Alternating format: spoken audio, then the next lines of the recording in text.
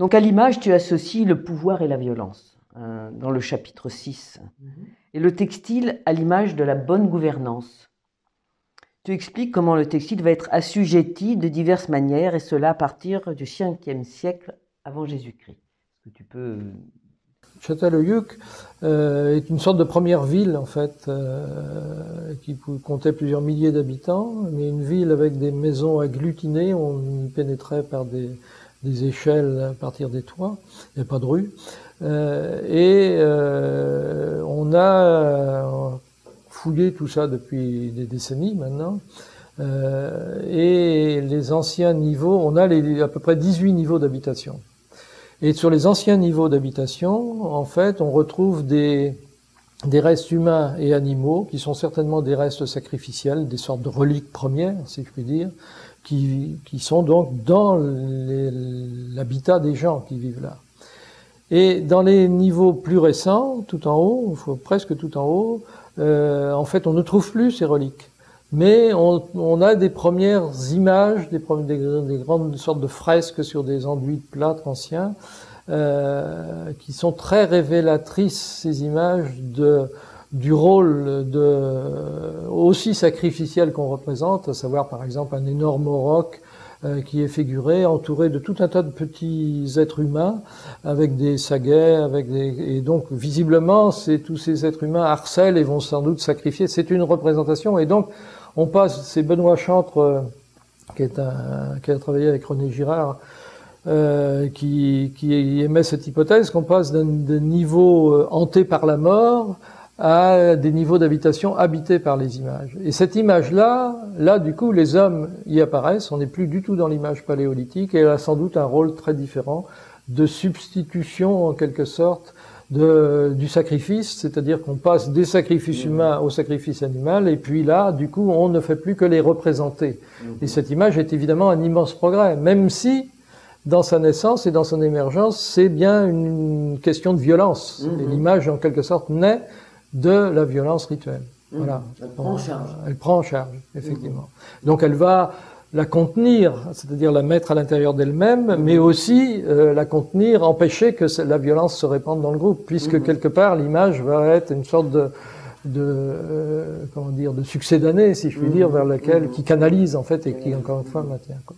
Et donc la deuxième partie de ma question, c'était la bonne gouvernance du textile. Alors bon, ça, effectivement, au fur et à mesure que l'histoire, au sens occidental du terme, avec un grand H si on veut, va prendre tournure, si je puis dire, c'est-à-dire que l'Occident va commencer à se différencier, on va avoir effectivement un rapport au textile qui va aussi lui-même, on l'a dit déjà tout à l'heure, un peu s'effilocher, mais ça va prendre évidemment du temps. Chez les Grecs, on a, comme j'avais dit tout à l'heure, dans les récits fondateurs des Grecs, par exemple Homère, l'Iliade, les remparts de Troie, Andromaque essaye d'aider son mari Hector, dont on pressent, en tout cas dont on craint qu'il va périr devant Achille sous les remparts de Troie, et Hector dit à sa femme mais non, retourne à ta maison, à ta quenouille, à ton métier à tisser, avec tes servantes, occupe-toi de tout ça. Les hommes, la guerre, les hommes s'en inquiéteront. Et donc on a ce clivage très marqué entre les armes de l'homme et le textile féminin.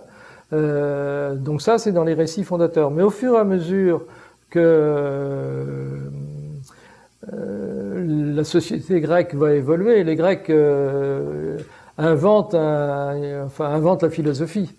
Ils inventent aussi ce qu'on a appelé la théorie, c'est un peu lié d'ailleurs, hein. Bon, c'est-à-dire cette capacité qu'on a à se représenter le monde à distance et à se mettre un peu à l'écart des choses, comme une sorte si on était sur une scène, il y a la scène du monde sur le théâtre et nous, spectateurs, donc du coup on peut questionner le monde en faisant ça, c'est une révolution intellectuelle considérable.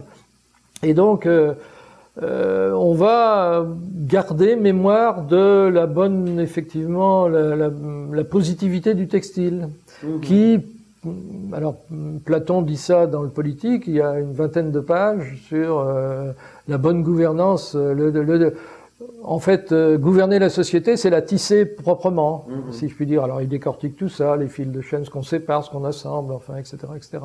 Et puis, on a un autre exemple qui est une comédie d'Aristophane, Lysistrata, donc on est à peu près là, 5 siècles avant Jésus-Christ, hein, où les femmes disent mais nous, on peut pacifier la société. Il y a des problèmes, nous, et le magistrat, dans la pièce, il y a un dialogue entre le magistrat et une femme, et il dit, mais comment vous allez vous y prendre? Ben, on va faire comme avec nos échevaux, on va les démêler, etc. Mais on est là, effectivement, dans une, comment dire, prise en compte du textile qui est déjà métaphorique, qui est déjà une sorte de petite comparaison, en quelque sorte, quoi.